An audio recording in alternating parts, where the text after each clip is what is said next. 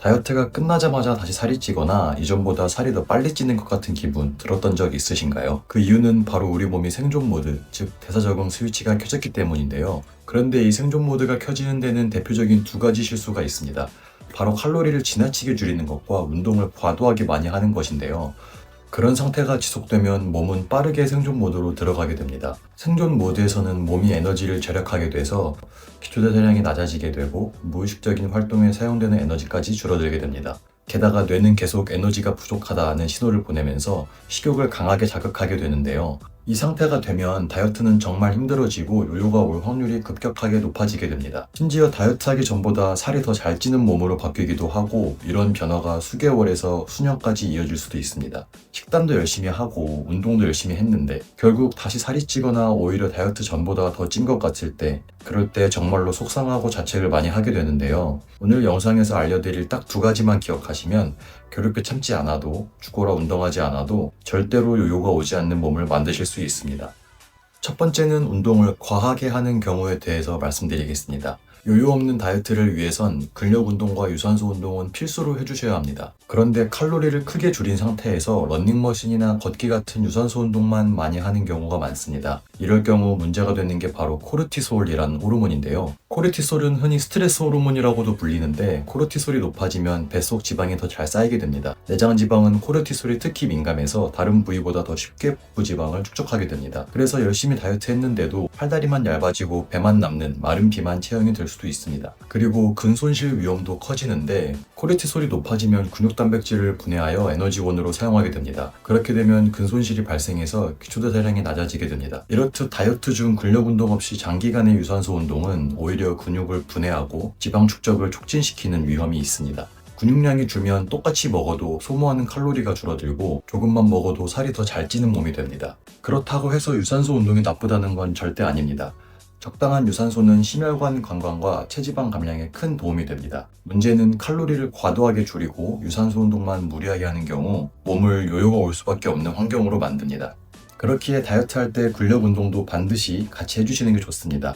살만 빠지면 결국 요요가 오지만 근육을 지키면 기초대사량도 유지되고 요요 없는 몸으로 다이어트를 성공하실 수 있습니다. 근력 운동을 할 줄 모르시거나 신체에 부담이 되시는 분들은 우선 실내 자전거 같은 근력과 유산소를 동시에 할 수 있는 기구부터 시작하시면 좀 더 수월하게 다이어트를 하실 수 있습니다. 실내 자전거는 근손실 없이 지방 감량을 할 수 있는 효과적인 운동인데요. 스페인에서 진행된 한 연구에 따르면 주 3회 12주간 실내 사이클링만 했을 때 실험 대상자들의 기초대사량은 유지되거나 증가하고 체지방은 유의미하게 줄었다는 결과가 있습니다. 실내 자전거를 유산소 운동이라고 생각하시는 분들이 많은데 실내 자전거의 강도를 높이면 전체적인 하체 근육에 부하가 걸리기 때문에 근육량은 지키면서 체지방을 감량할 수 있는 좋은 운동입니다.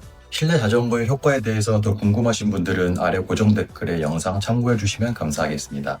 두 번째로 가장 많이 하시는 실수가 무작정 칼로리를 줄이는 것입니다. 칼로리를 최대한 줄이면 빨리 빠지겠지 이렇게 생각하기 쉽지만 사실 이게 요요를 유발하는 주요 원인 중 하나입니다. 우선 여기서 꼭 아셔야 할 두 가지 호르몬이 있는데요. 바로 그렐린과 렙틴입니다. 칼로리를 과하게 줄이면 대체로 그렐린은 상승하고 렙틴은 하락하여서 식욕이 커지고 포만감은 둔해지는 경우가 많습니다. 간단하게 설명드리면 그렐린은 식욕을 돋구는 호르몬입니다.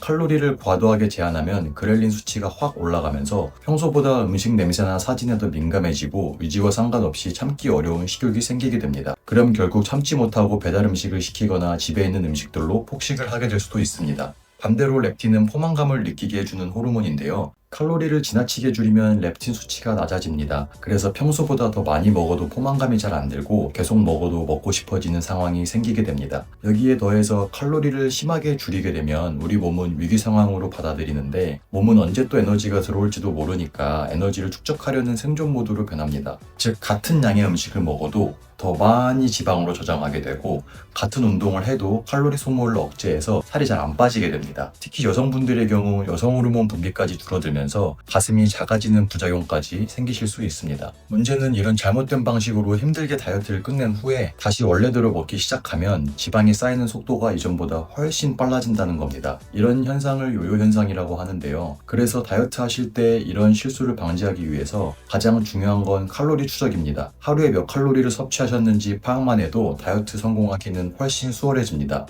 본인 활동 대사량에서 하루 500에서 700칼로리 정도의 칼로리 적자를 만들어 일주일에 0.5kg에서 0.7kg를 감량하는 것이 가장 안전하고 효과적인 감량 속도입니다. 활동 대사량을 모르신다면 스마트워치를 활용하시거나 근처 헬스장 또는 보건소에서 인바디 검사를 받으시면 됩니다. 모두 어려우신 상황이라면 영상 속 공식을 참고하셔서 기초 대사량부터 계산하신 후에 활동 대사량을 구해주시면 됩니다. 칼로리 추적이 복잡하고 귀찮아 보이지만 사실 하루에 10분도 안 걸리는 일이에요. 식사하실 때마다 드신 음식을 식단 기록 어플에 입력만 하시면 됩니다. 식단 기록 어플은 인아웃, 야지오, 필라이즈 같은 다양한 앱들이 많이 있으니까요. 취향에 맞게 선택하셔서 사용하시면 됩니다. 오늘 내용을 정리하자면 이렇습니다. 운동은 근력 운동과 유산소 운동을 같이 병행해 주시고 근력 운동과 유산소 운동을 병행하시는 분 또는 유산소만 하시는 분들 모두 아무리 길어도 1시간 이내로 운동을 끝내주시고 주 4회에서 5회 해주시면 되겠습니다. 식단은 반드시 추적 관리하여서 활동 칼로리에서 매일 500에서 700칼로리만 제한해서 섭취하시고 일주일에 0.5kg에서 0.7kg 감량을 목표로 하시는 게 요요 없이 가장 빠르고 효과적으로 다이어트를 하실 수 있습니다. 그 이상의 속도는 빨리 빠진다 하더라도 요요를 피하기 어렵습니다. 오늘 영상은 여기까지고요. 제 채널이 아직 작아서 구독하지 않으시면 다시 찾기 어려우실 거예요. 구독하시면 더 다양한 다이어트와 운동 정보 알아가실 수 있으시니까요. 구독 한 번씩 부탁드리겠습니다. 감사합니다.